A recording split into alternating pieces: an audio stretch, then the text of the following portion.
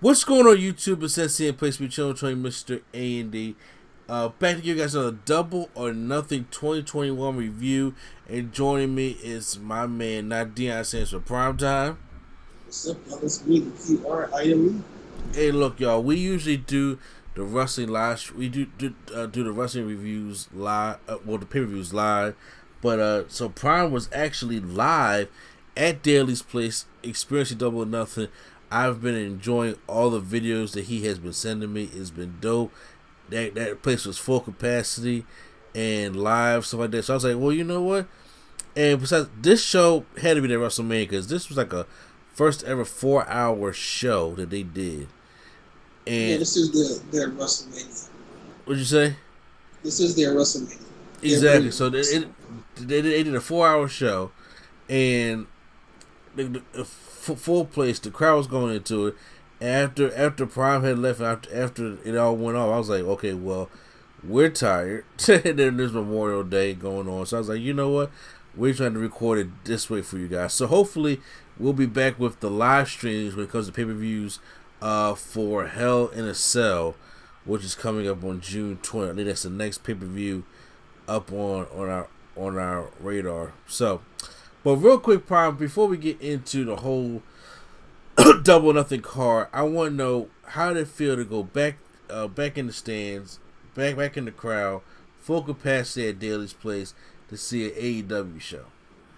I'm just telling you, my ears hurt, first and foremost. It was deafening in there. It was loud, and it hurt a lot at times because the chants were so loud and so roaring.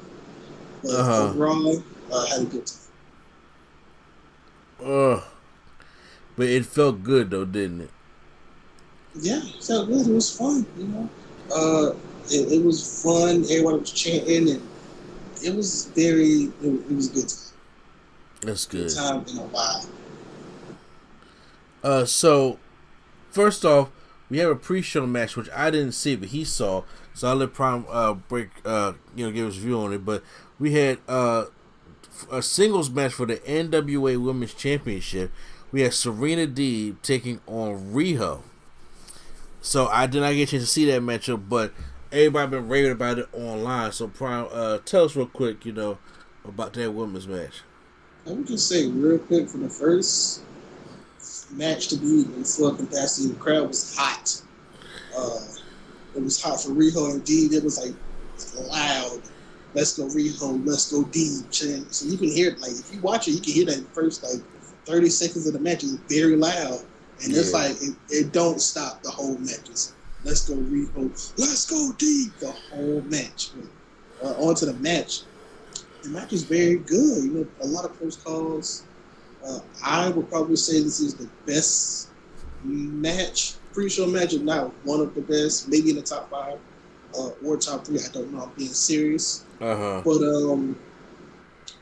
I really enjoyed it. And then they worked on the leg the whole time. They told the story of Dee putting her in Tequila Sunrise, which she ultimately did. She did a couple dragon screws, double-leg dragon screw and all that.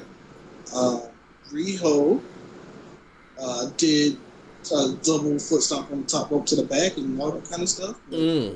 Ultimately, Dee put her in the Tequila Sunrise and wrenched back to where her leg was touching the head. Ooh. And that was it. So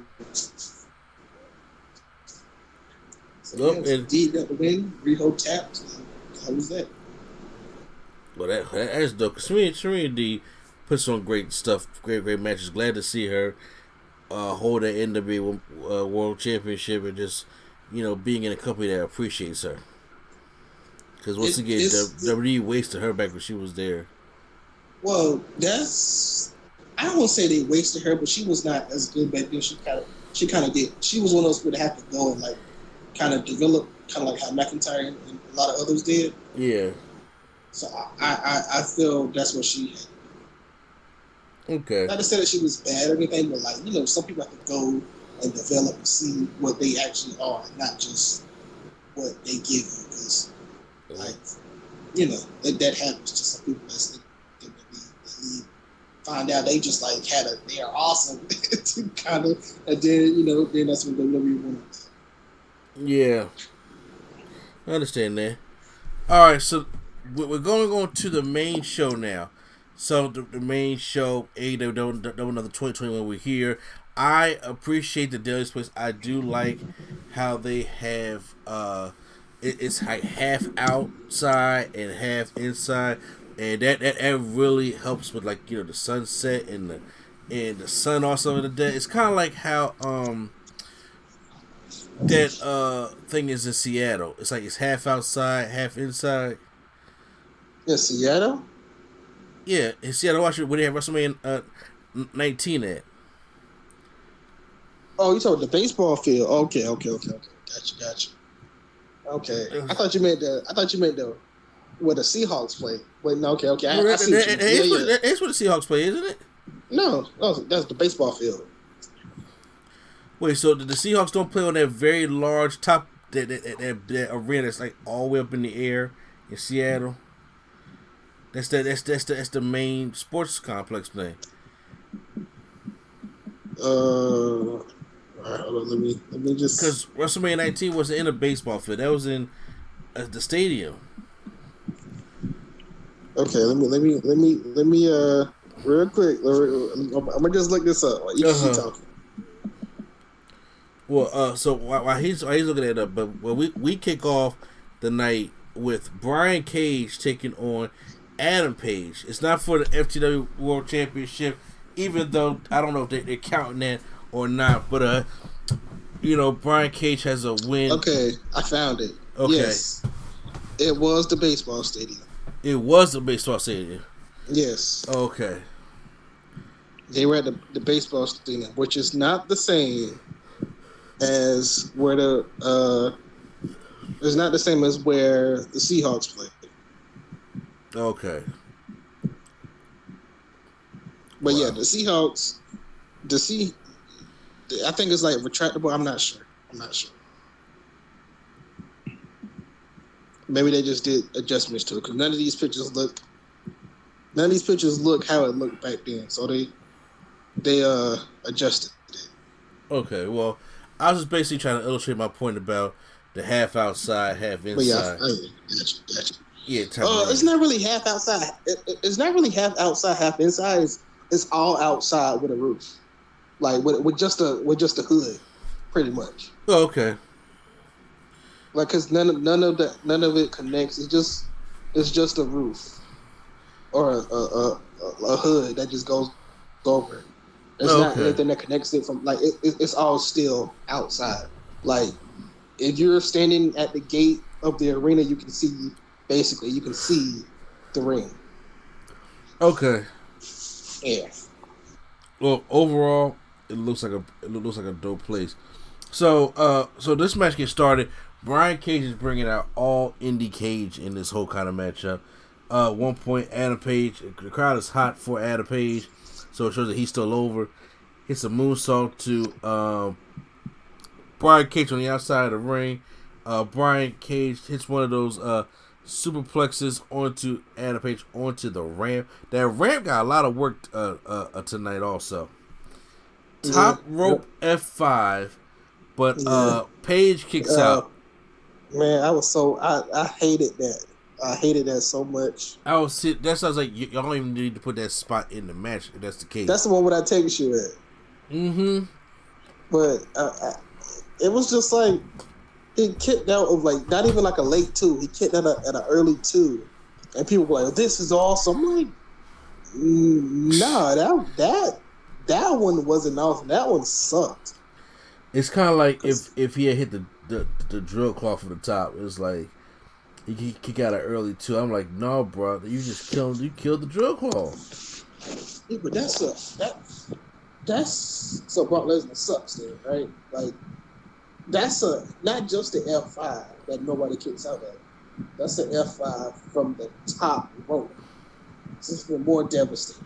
That's why I was like, you shouldn't even did it. If you're gonna kick out, you shouldn't even do it. But I digress. I just hated that spot. Well, you know what spot I hated is when Brian Cage actually tried the buckshot lariat. No, I actually like that. I mean, yes, I was like, but he's so damn he's so damn big and machine like, and I'm just like, I don't know if I was like, I'm glad you can do it, but I'm like, but bruh, fine. But he doesn't get it because Paige cuts him off, and then Ricky Starks comes down. I like how he did it and he went for it, but because he obviously it's not his move, he don't know how to perfect it, so he messes up on the move. Yeah, of trying to hit it. I just like that part of it. I can understand you on that part. Ricky Starks comes down and wants to slide the belt into Brian Cage to use it. He's like, no, I don't want it. I'm not using the belt on this matchup. But then he gets hit with a buckshot lariat the right way by Adam Page, and Adam Page pins Brian Cage for the win. And so now they're tied 1-1. They'll probably have a rubber match at sometime on Dynamite. But Page is over, and this is the one. This is the plan. I don't think they would have a rubber match. You don't think so? Nah, I don't think so. Well, it is 1-1. I think it's kind of a move on type of thing. Okay. I don't think AEW does like WWE. It's 1-1. We got to tie it up. I think AEW just like they move on with the story, because now the story is obviously Page and I'm not Page, but Cage and Starks and Hook are kind of like, he kind of is drifting between them. Exactly. I mean, I think Brian Cage probably be the face. Okay. I think Brian Cage would probably be the face. That's when they kind of push Powerhouse Hobbs as the big threat. Yeah, or they could, like you say, they could do, the rematch, and then the rematch could be when Brian Cage officially, breaks off from them as well. Yeah. So they could still do it. We'll see how it turns out. Next up, we have the AEW World Tag Team Championships. The Young Bucks taking on Jon Moxley and Eddie Kingston. I like how Eddie Kingston and Jon Moxley come out to Wild Thing, and they come through the crowd, and everybody's going hype for Eddie Kingston, my man. This entrance was crazy. I did not get it on film because so they come out the side. When they came out, obviously everybody was standing up and everything, and then I just see a chair flew by, and I was like, ECW. No, I was like, dang, are people fighting? But nah. Then I see two heads walk by. Oh, that's Moxley. And then he walked by, got on the little thing, and then the guy, security guy, I don't know if they showed this on the thing or they cut away. He told him to pick up the chair during his entrance, so he picked it up and threw it again. He told him. So I don't know if that was on the thing or not, but I thought that was funny. But yeah, he threw a chair, and was very up close and personal. Then obviously, they went to the ring. I just thought I'd add that tad bit in there. Oh yeah, no, it's good because they didn't show that at all. But I'm glad you did. I'm glad you did mention it though. But Eddie Kingston is hype. I mean, he's hype. You get to see the crowd back. The Young Bucks are coming out in this ridiculous gear. All right, I'm gonna just tell you now. Okay, fans being back is cool. I just wish that they would have kept the whole, because the whole night they were doing everybody you supposed to cheer, they cheered. Everybody you supposed to boo, they boo, but then they cheer the Young Bucks. Mm-hmm. I'm the Young Bucks right now are dirty heels. You should. You know how people keep it going. They cheered the Young Bucks the whole way. They didn't get boos at all. Mm-hmm.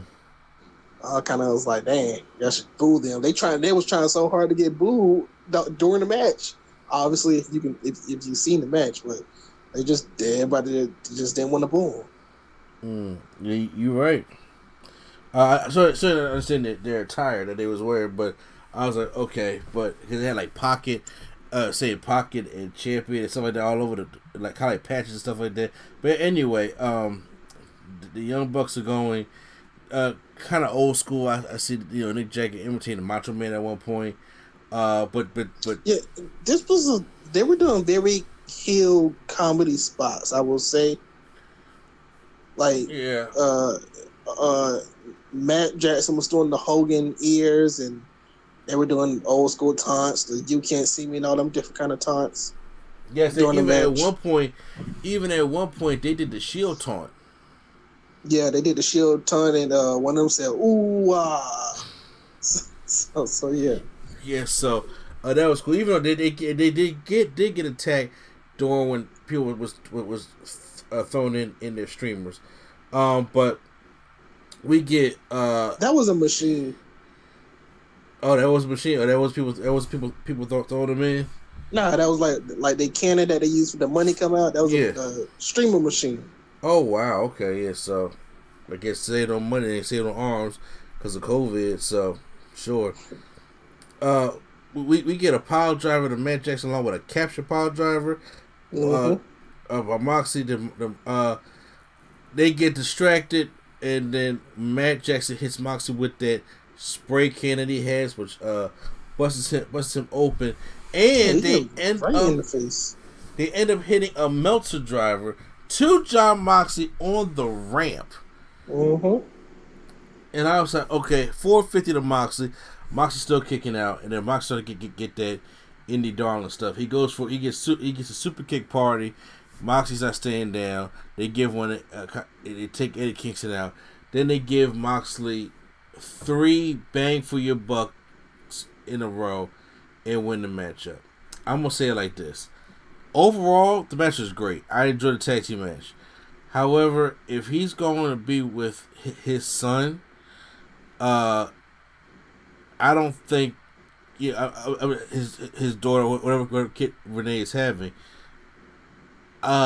is probably the only thing I can probably excuse the Young Bucks from winning. Because I'm like, why not give them the feel good moment? Why not give Eddie Kingston that moment that he never got a chance to have because there was no crowd right there, and have them win the tag team titles? But I guess if Moxie is going away and because of the baby stuff, then I guess you keep it on the Young Bucks. But I'm like, I was really hoping that Moxie and Kingston would have taken it, or just give him the feel good moment and have him lose it back on Dynamite or something like that. But I yeah, because I don't like when WWE does that, so I can't give AEW a pass for that. Okay, fair.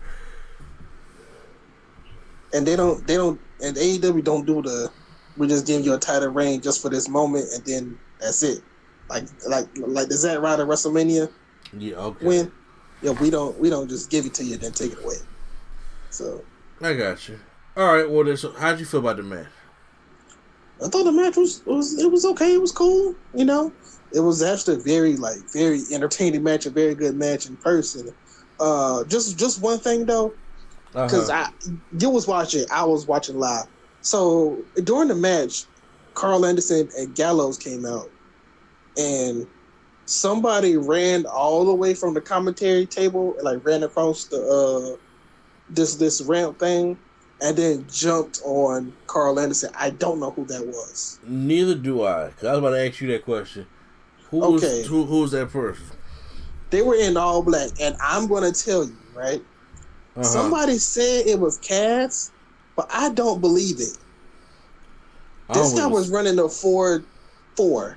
That is not Cass. No, I'm not gonna think that's Cass. Cass ain't that fast. Exactly. Like, I seen him sprinting. I thought it was Tozawa or somebody at first. Like, I was like, bro, this dude is moving. That can't be Cass. I was legit thinking, I was like, who's on Moxley's side? Like, who's this guy?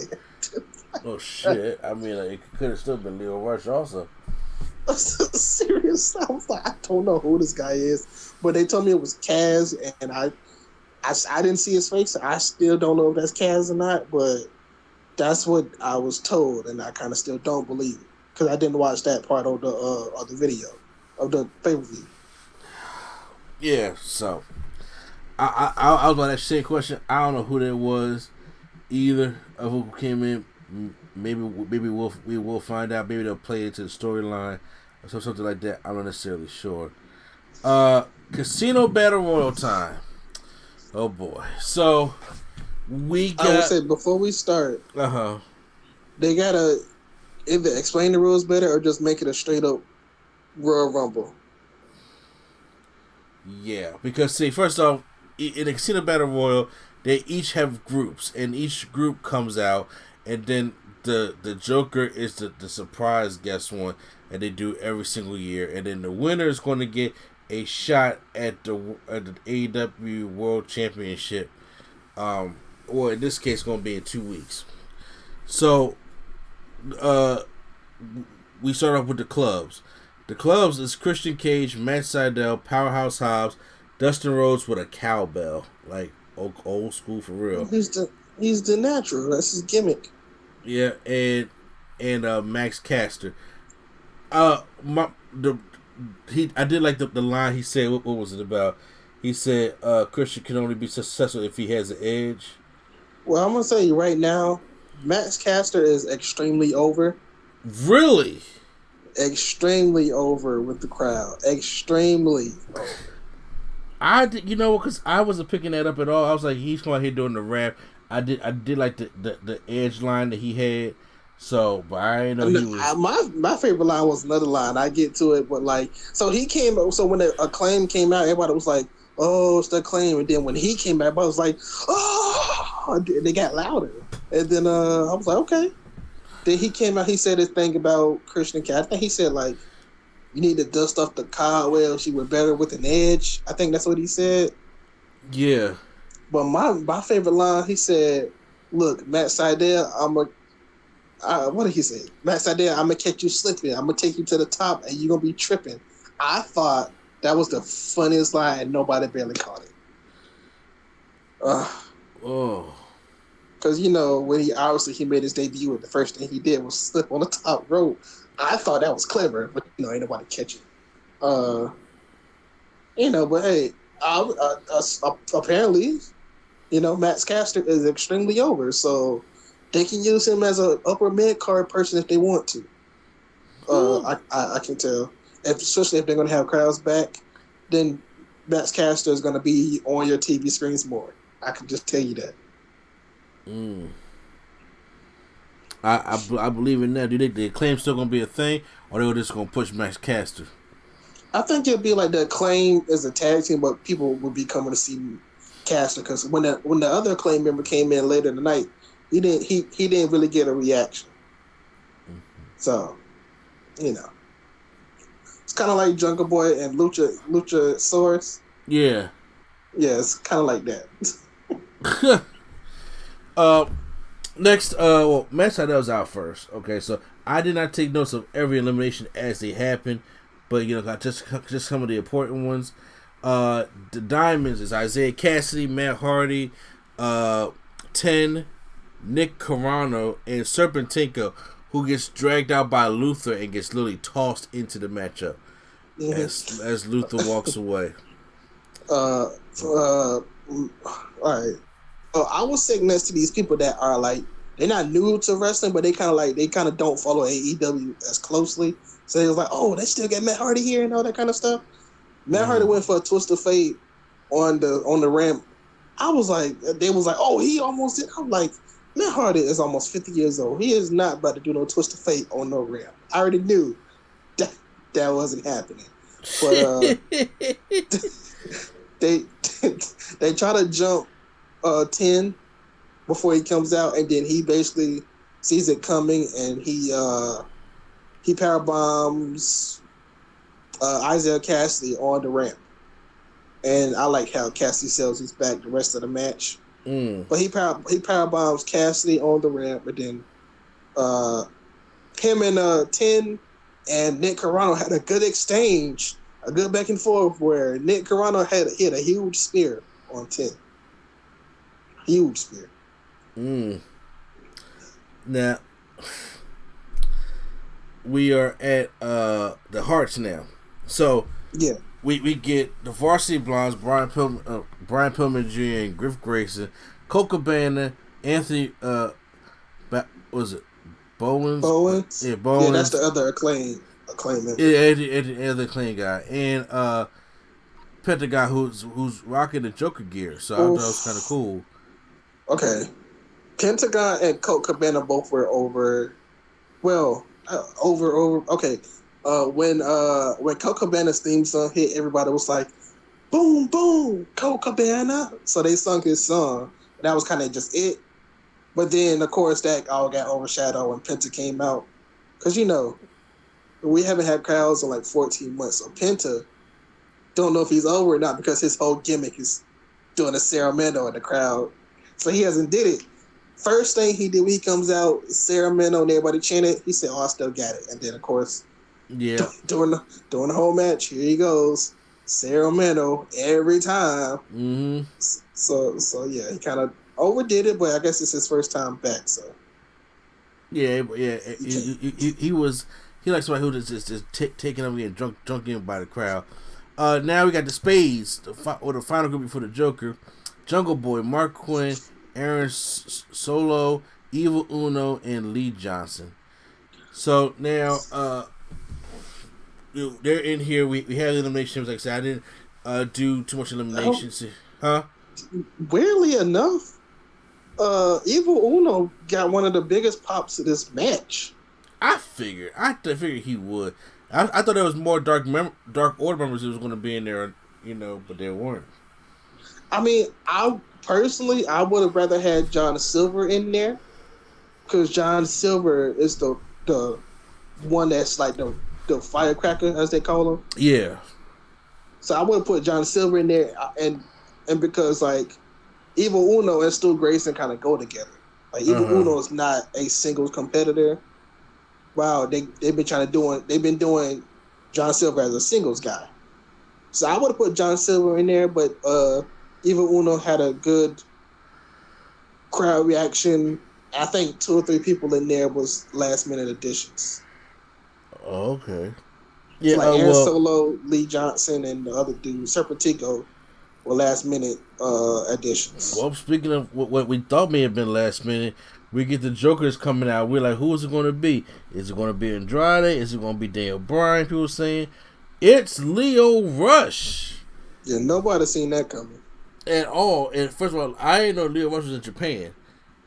So yeah, he knew Japan. Yeah, MLW. So he came over here, and Lio Rush is in there like a ball of lightning. He just comes in there and just doing springboard stunners and running through people and just going all over Isaiah Cassidy and Mark Quinn and everything like that.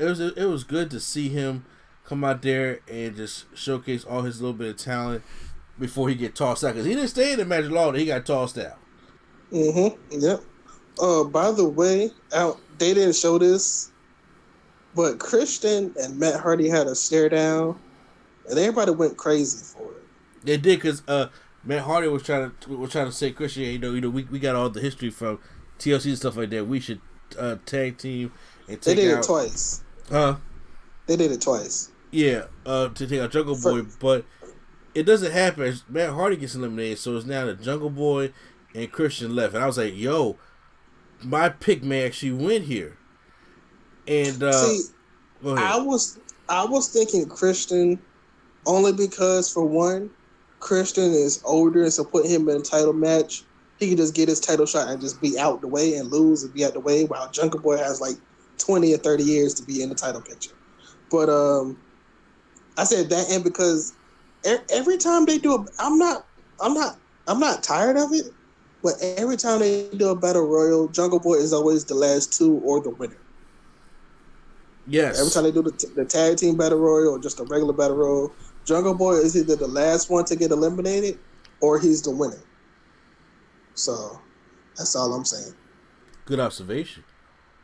Yeah. Well, they really try to push Jungle Boy. He wins it here, taking out Christian Cage, because that's what should have happened. Christian should have not won this matchup. It should have been him putting the young guys over and putting up one of them homegrown AEW talents over. Not somebody.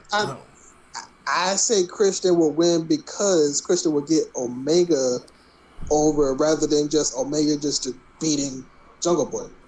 I'd rather Omega beat somebody established and then gets Omega over rather than Omega beat somebody up and coming. That's why I said I thought Christian was going to win. And not anybody knew, because anybody knew obviously is not going to win the belt. So I wouldn't even, not this time. I wouldn't have had him win. Like if it's close to Omega, like feeling the time of Omega's reign is ending, or they need like a big guy, then I would have had Jungle Boy win because it's more believable rather than him. Omega kind of just getting his reign started. He's kind of in the middle of it, so it's not really close to being over yet. So you already know whoever he's going to face is not going to win.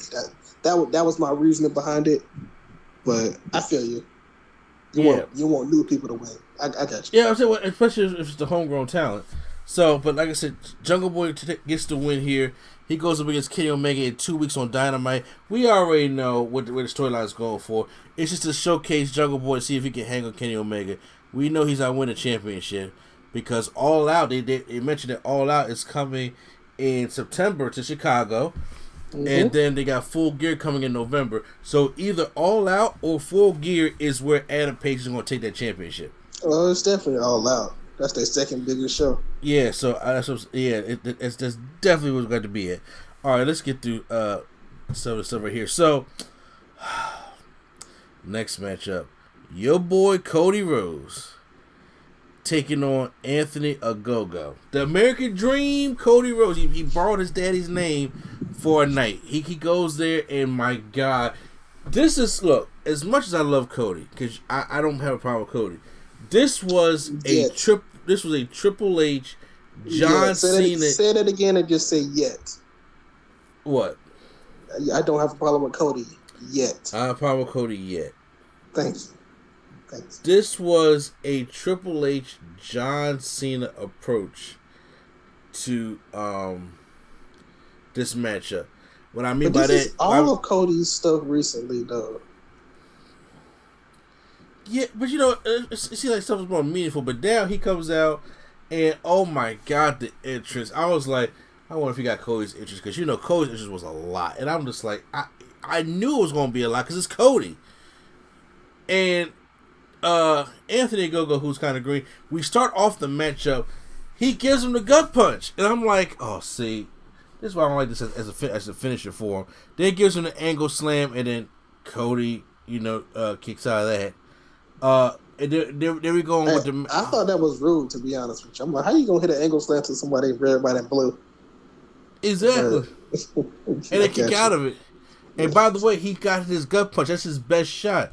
So the matchup was kind of all right. Nothing really excited me. This one actually bored me and took me out of it. And then not only that, where Anthony Ogogo hits his gut shot again to Cody.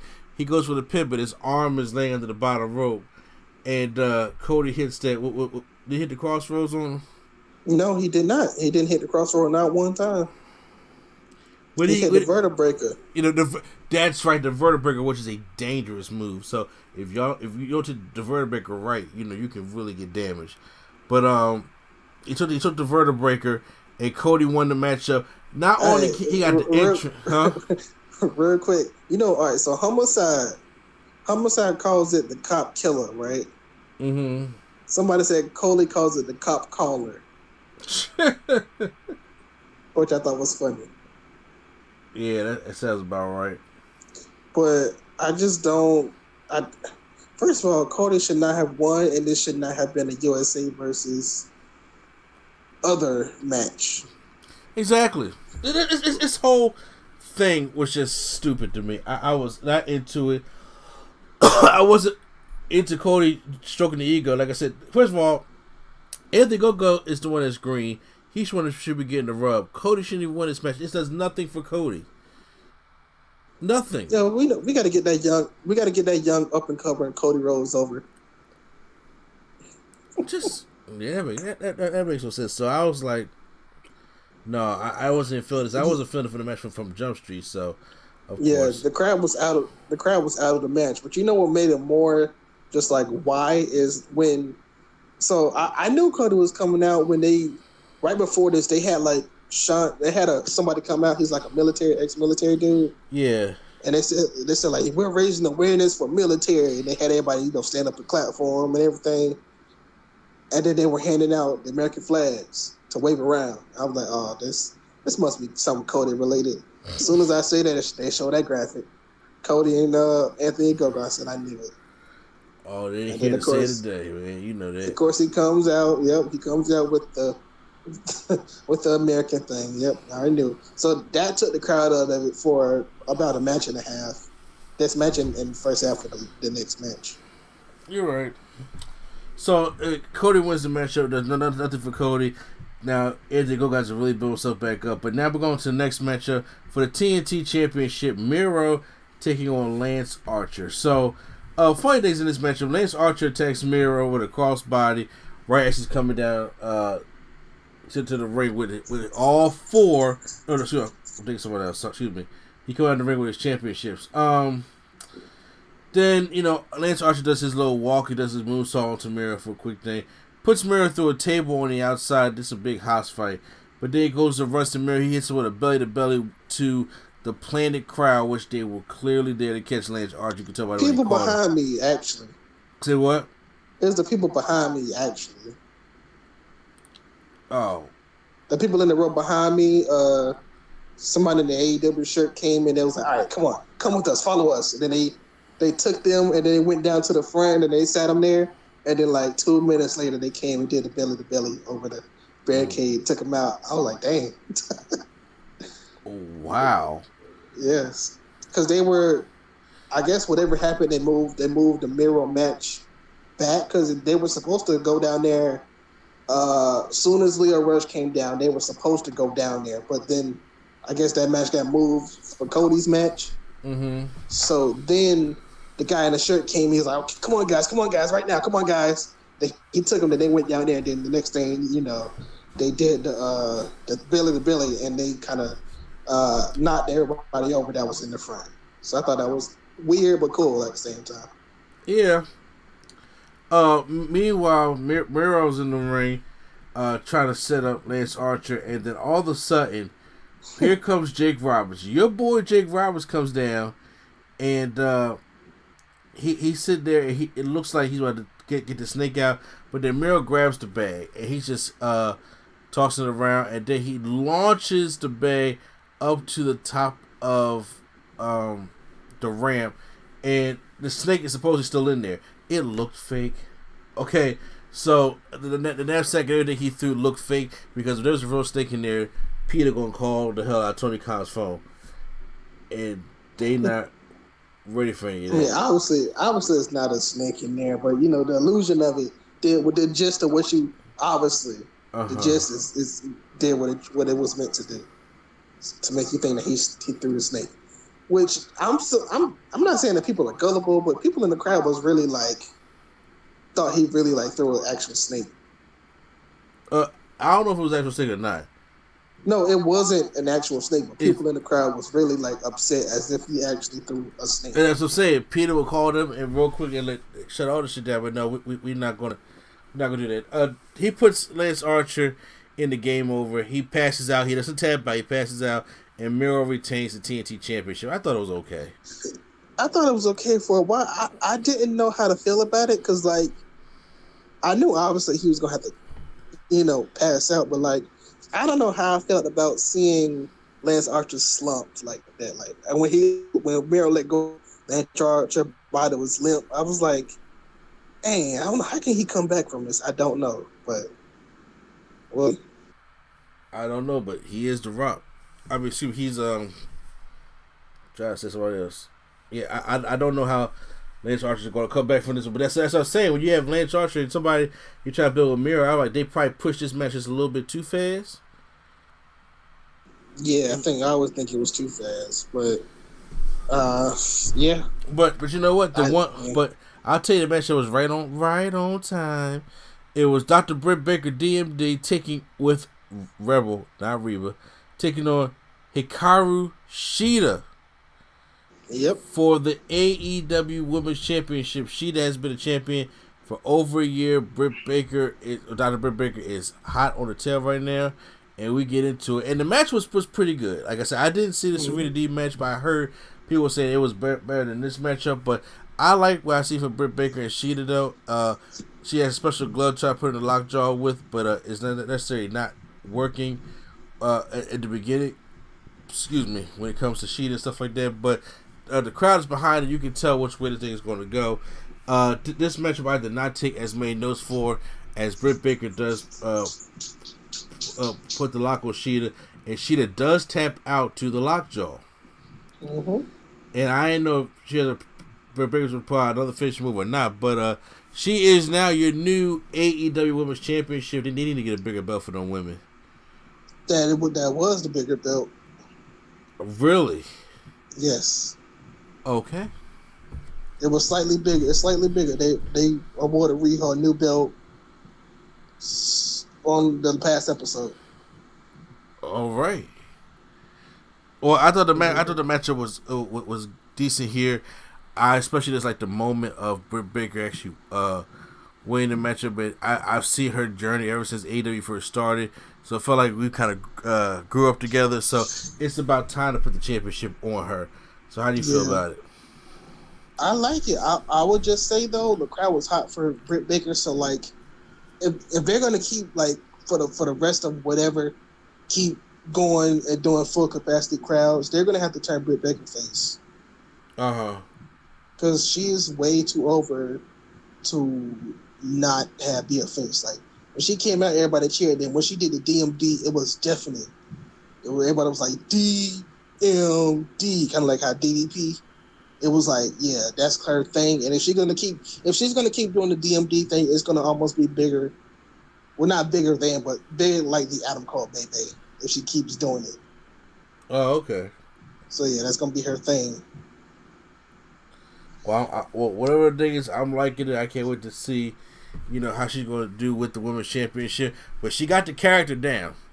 Mm-hmm. Hands down, she got the character down. Yep. Next up, we get a tag team matchup: Darby Allin and Sting taking on All Ego, Ethan Page, and Scorpio Sky. So real quick, before we got into this match, I know you were saying you wanted Sting to put over the younger talent, but right before this match, like the Dynamite before, I was like, why is Scorpio Sky and Ethan Page even a team in the first place? This is going nowhere. So I was like, oh, they got to have Darby and Sting win because nobody cares about Scorpio Sky and Ethan Page as a team. So then I was like, well, yeah, Sting and Darby should win. So. Well, you're right. Well, it had like a little cinematic at the beginning of Sting picking up Darby Allin for this matchup. So weird because I thought they were coming in the car and everybody was looking to the side where the cars usually come in. Everybody was like, "So is there not a car there?" Yeah, it wasn't. Obviously not a car because they came out the ramp. But everybody thought they was going to come in that car that they had in the video, which would have been cool, but I guess not. Mm-hmm. Yeah. So. Just some insight. Oh no, I appreciate the insight. I really do. So this matchup pissed me off because of Sting, and you know what? It's not gonna be pissed off in the way y'all think it is. So Scorpio Sky, I believe, hits a suplex to 67-year-old Sting. Hey, okay, I'll be honest with you. I thought he was gonna be out for the whole match, and then did one of them things where he comes in to get the hot tag. Yeah, I was like, okay, that's the safe way to save Sting. That's what I was taking at first.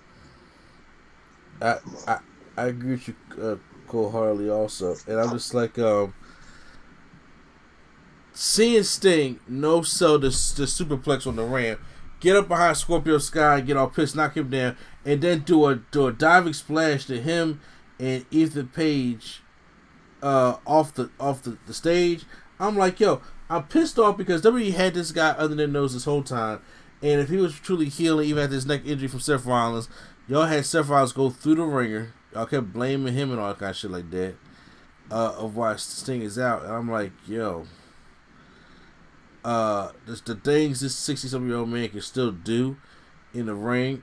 I thought his performances in AEW has been better than anything we've seen from The Undertaker in the past couple of years. Mm-hmm. And this is me saying that, so y'all can quote me on that. Sting goes for a bad cold red. It kind of just rolls the guy, rolls Ethan Page. It doesn't really look good at all. That's the only thing I don't like is when he does that. That's the only thing. Yeah. See, because I'm pretty sure he wants to obviously add new moves because the wrestling is changing, but I don't think a cold red is the move to add it. I think that's like all old guys, right? Dustin was doing that for a while, and I just think that's not the move that I just don't like it. That's all. Not for a 63-year-old. Look, I understand, I get it, but there's a point where he puts Ethan Page into the Scorpion Deathlock, and then Scorpio Sky puts Darby Allin in like the knee bar, and then so why didn't the submissions Ethan Page and Darby Allin are sitting there fighting? And I was just like, sometimes I like that spot, sometimes I don't, to be honest with you. Mm-hmm. So yeah, I like that. What I did like is that how Sky does the springboard go for the cutter, but he gets caught in the Scorpion Death Drop, and my prediction was different. Sting pinned Scorpio Sky to win, so I guess they gave him that good moment, the wrestling out there in the crowd, and he looked good. Sting looked good. Weird enough, I know this was a good moment for Sting. I kind of would have had Sting kind of do his stuff in the beginning, and then get beat down during the match, and then have Darby do the hot tag, and have Darby get the winning pin, just to not put Darby over more, but like put him as like he had to save Sting. If that makes sense. Yeah, it was more so of Sting got saved Darby. Yeah, that's why. I kind of wanted Darby to be the one to get the pin, but again, this is a feel good moment, so I understand why Sting got the pin. I mean, it did. I would have rather him pin Ethan Page than Scorpio Sky, but we're not gonna talk about it. Obviously, I'm not a big Ethan Page fan. No, who is? You know what I'm saying? So I didn't get my Scorpio Sky get put over, but I'm glad Sting was able to experience that. So I'm curious to see where we're going to go from here. All right, y'all, double main event time here, and because we do got to pick this up because this video is going. Well, I mean it's AEW, so it doesn't matter if it goes long. Triple threat match, 3-way championship match for the AEW World Championship. Kenny Omega taking on Orange Cassidy, taking on Pac. I think this is probably the best triple threat AEW has ever put on. I can't recall what other triple threats have they did. Just in case they did and I missed it, I'm labeling this one so far. Okay, I was like, I legit can't remember any. I was being legit, I can't remember. Yeah, I'm checking this one as the best one because this Kenny Omega. First of all, anytime Kenny Omega and Pac are in the ring, you're gonna get magic. So then when you add the Orange Cassidy to the matchup, it's cool. And in the beginning, we get triple threat action all weekend. I do like how Kenny Omega comes out with all the belts. Now I can see all the championships that he has. Mm-hmm. And I thought that was dope. So Kenny Omega's getting his shit in, Orange Cassidy getting his shit in, and Pac getting his shit in. So, fast forward a little bit. So, we got Orange Cassidy on the top rope, and then Kenny Omega tried to do that little snapdragon suplex thing. But then I like how Orange Cassidy he's bringing his arms down to put his arms in his pocket, his hands in his pocket. Thought that was cool. There's a senton flip off the top onto Kenny Omega, hands still in pocket, by the way. So we I forgot to mention the double V triggers, but it came before all this stuff like that happened. But we go back into the ring now, and then we get a Tiger Driver by Kenny Omega on the Orange Cassidy, which keeps a near fall. Pac comes in and hits the Black Arrow on Orange Cassidy, but then he goes over, hits another one on Kenny Omega. Now, isn't this when Orange Cassidy pushes Pac out the way and tries to steal the win? Yeah, I think he did the oh my god, what's the move? Falcon Arrow from the top. Yeah. He tries to do it. Yeah, I got and even when it was a close call, we got Don Cornelius. Damn, what's his name again? Don Callis. Yeah, Don Callis trying to interfere on the ref. Kenny Omega tries to get the one wing angel on Pac, but he turns it into a submission hold. And the one thing I missed is because I know he didn't hit the one wing angel on Orange Cassidy to win the matchup, but how did the finish go? Because I missed that last little sequence. So I had to go take it. He hit Pac with all his championships, one by one. Damn. One by one. He picked one up, boom. He picked the other one up, boom. He picked the other one up, boom. Then he picked the AEW championship up, looked at it, and then hit him. And then And then obviously Cassidy came in, and what happened happened. But mostly he hit everybody with a championship. Well, we knew Kenny Omega was going to win, but however, they did do a good job of trying to sell me that this thing could be an upset. They did good of making people bite, but everybody knew in the back of their mind Omega was winning.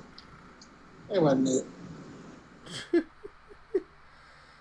So, this matchup to me, honestly, could have rivaled the main event spot. But once again, the Stadium Stampede thing is like something that we're getting into all the time every year, it seems like. So, time for the main event. It is Stadium Stampede time, guys. The Inner Circle taking on the Pinnacle. So, the first part of this was pre-taped, obviously. And then they made their way out to the crowd to finish the match. Because at first I was a little scared, like how are they even going to have a Stadium Stampede match? Because the other one works good, the pandemic era. You're going to just leave everybody out there just to fight, and it's going to get boring real fast. But I think that they found a way to balance it here for the crowd and for people at home. But once again, though, you were at the crowd, so did y'all have to look up at the screen for half the time, or what was going on? Yeah, we was looking up at the screen, but it's like being there live ruined it for me because we knew it wasn't going to end because they had security guards standing there and they blocked my part off saying no, you can't come here because they're about to come through here, right? So the whole time they're blocking off this one part, waiting for the wrestlers to come by. So we know it's not going to end backstage. They're going to have to come by in this area somewhere, some way. So that's kind of why it kind of ruined it for me when knowing that all the other ones were false finishes. But we can get into the match. Okay, so the Pinnacle comes in and they come in a limo, and then they ask where the Inner Circle is at. The Inner Circle repels down the Daily's Place sign. First of all, it's scary. When Jericho jumped off, he was just like going until like it caught him, and I was like, "Oh, that was pretty scary." I was like, "I hope his thing catches," because he was falling a little bit fast, and then it finally caught. I was like, "Yeah, no, thank you."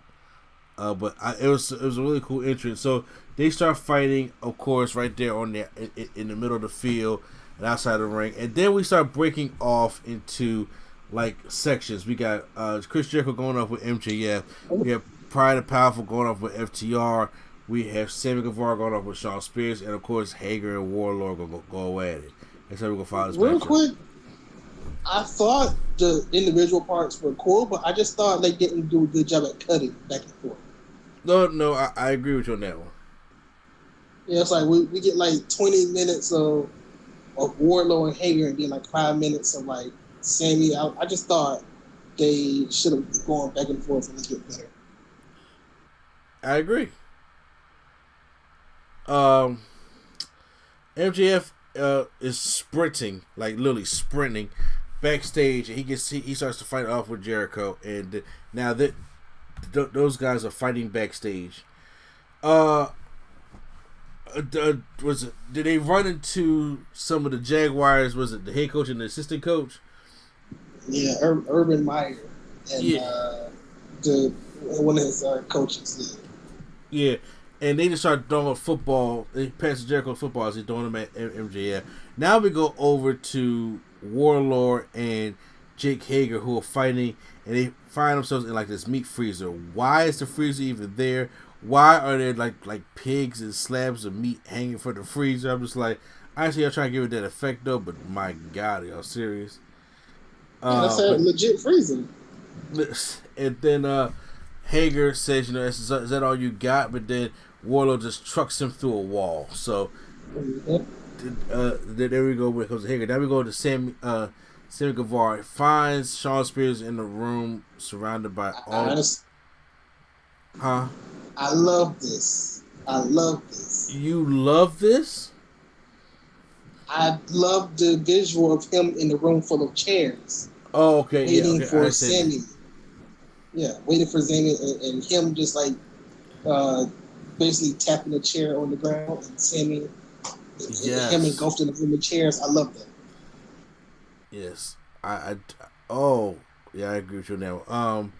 So they start fighting, and then they come to like this hallway thing, and then Sean Spears handcuffs Sammy Guevara. First of all, he like runs Sammy to the wall. He does like this awesome run up backflip type thing. I want to give credit where credit's due when he does that. But as they're fighting back inside this hallway, Sean Spears finds some handcuffs and handcuffs Sammy Guevara to the shelf. But he leaves the wire the bolt cutters right there as Sammy is just looking at it. So then we go to real quick.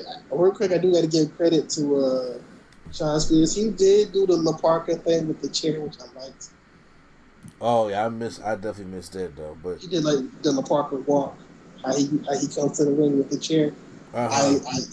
I give him that. He did do a good nod today. Oh, that's dope. That is dope. We get to the next set of Pride and Powerful taking on FTR. So they're in the club. They're in the club that's in Daly's place, and it's funny because you see FTR there with Tully Blanchard in the bandana and the sleeveless shirt. Yeah, that picture's been going viral. Yo, that Joe is, especially when the music play, you just see them all just turn and look out like, wait a minute, why y'all just sitting there at the bar posing like we was doing the whole fight and everything. The thing that I like is that it showcases a lot of the stadium because they didn't go to anywhere that they went to last year at the stadium, and these are all new places. Not all new places. What I'm saying, these are different places from last year to show like the stadium is like huge. Mm-hmm. And they went to different areas that they didn't go in last year. Last year they went to the pool and went to just all the other stuff. While this year they went to the club and the other stuff that they have at the stadium. Yeah, yeah, I feel you on that.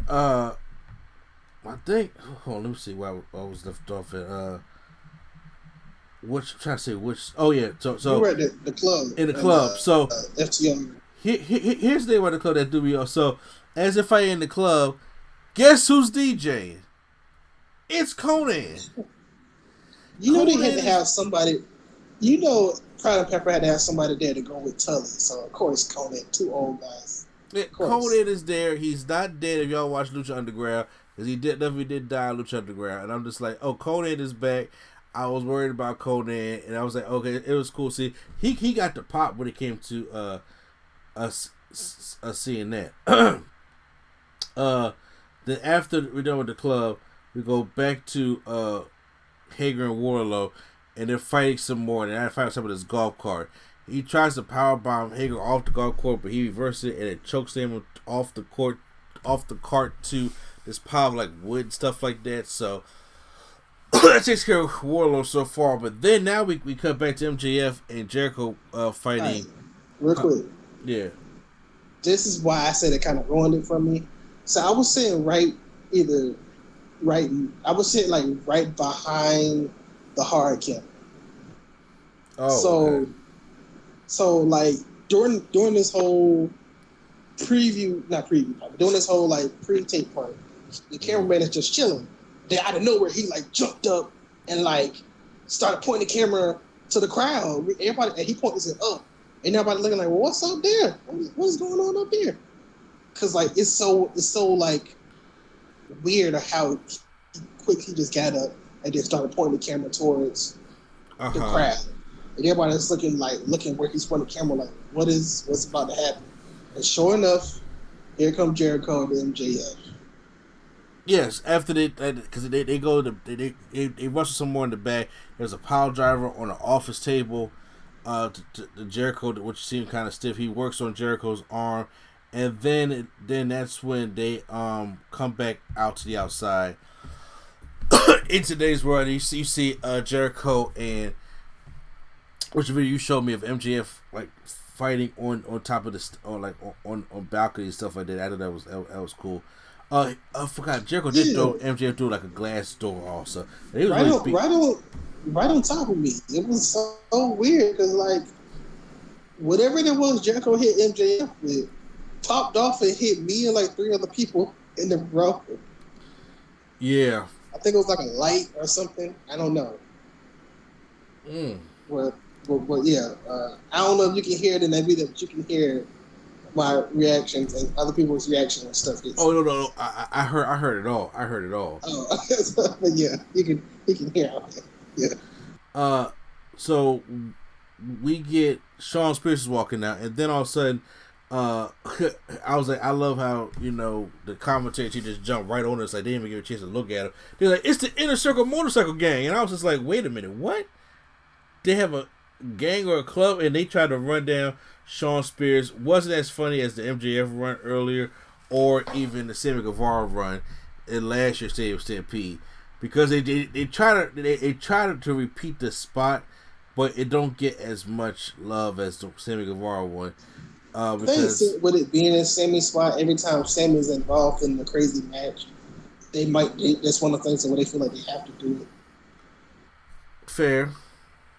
Well, I know just the way Sammy Guevara gets a golf cart and drives it right into Shawn Spears. I'm like, oh God, he takes getting hit with a golf cart look boring.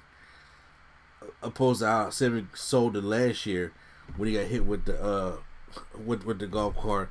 So then now we're back in the ring. The only 2 people that's in the ring is Sammy Guevara and Shawn Spears. And Shawn one more thing I gotta add, which is funny.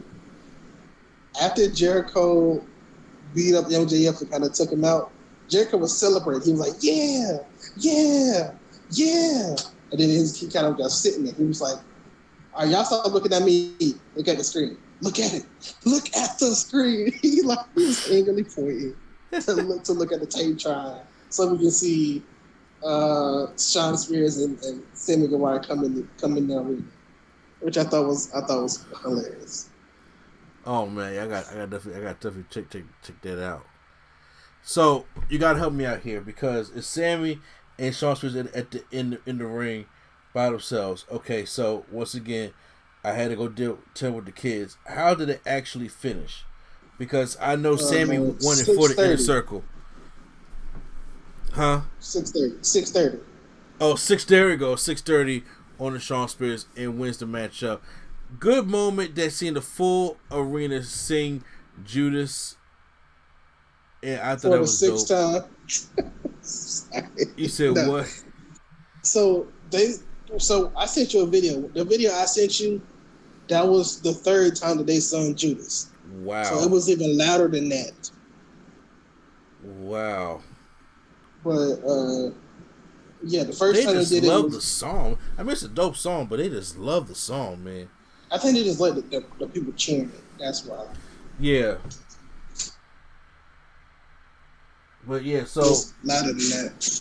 Inner Circle is going to remain together. They beat the Pinnacle. I thought the Pinnacle pop. And I was thinking they probably should have won, but I guess they gave him blood and guts.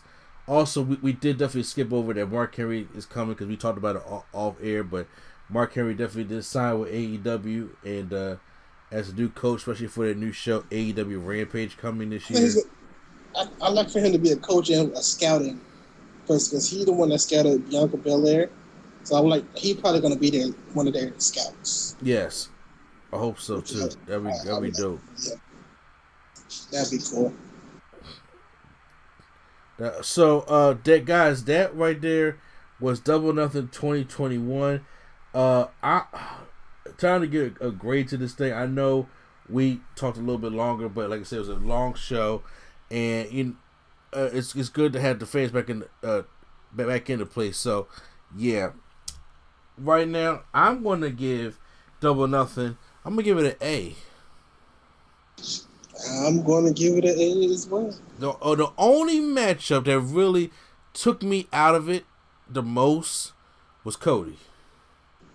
Hey, we're trying to focus on the good, not the bad. Yeah, but I say yeah, the Cody and Anthony Go. First of all, hearing you talk about all of the stuff that you was excited about and everything like that, it just shows how much of a wrestling fan we are and how much it felt good to get back out in there. Yep. So that's dope. And like I said, I'll give it an 8. Like I said, everything from top to bottom. I thought the matches were good. I thought the storytelling was good. I thought we had the right outcome most of the time. When it came to Stadium Stampede, I know they was gonna be able to pull it off, but they ended up doing it. I still like the first one better. How about you? Yeah, I like the first one better as well. Just my opinion.